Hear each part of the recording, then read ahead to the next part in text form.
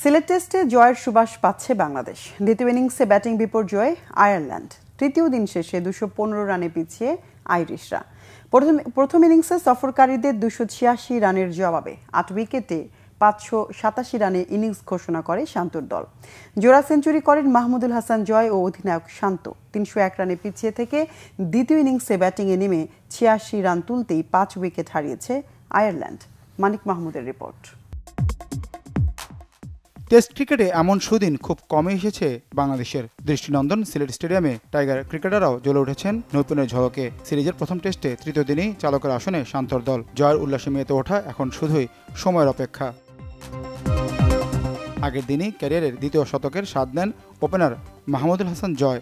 আশা জাগিয়েছিলেন double 100-এর, তবে 171-এ থেমে যায় তার ইনিংস। সেঞ্চুরির পথে থাকা মিস্টার টেস্টম্যান মোমিনুল হকও আটকে যান 82-তে।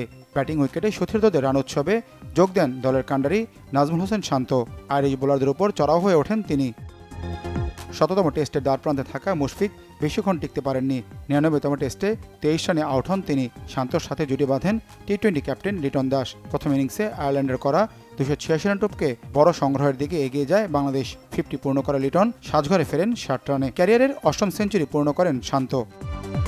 দারুণ ফর্মে থাকা শান্তর দুর্ভাগ্য, ঠিক 100তেই ম্যাকব্রায়ানের বলে লেগ বিফোরের ফাঁদে পড়েন টাইগার ক্যাপ্টেন। মিরাজ 17 ও হাসান মুরাদ 16 করেন। হাসান মাহমুদ ও নাহিদ রানা উইকেটে থাকতেই ইনিংস ঘোষণার সিদ্ধান্ত নেয় বাংলাদেশ। 301 রানে এগিয়ে থেকে 8 উইকেটে 587-তে প্রথম ইনিংস ডিক্লেয়ার করে স্বাগতিকরা।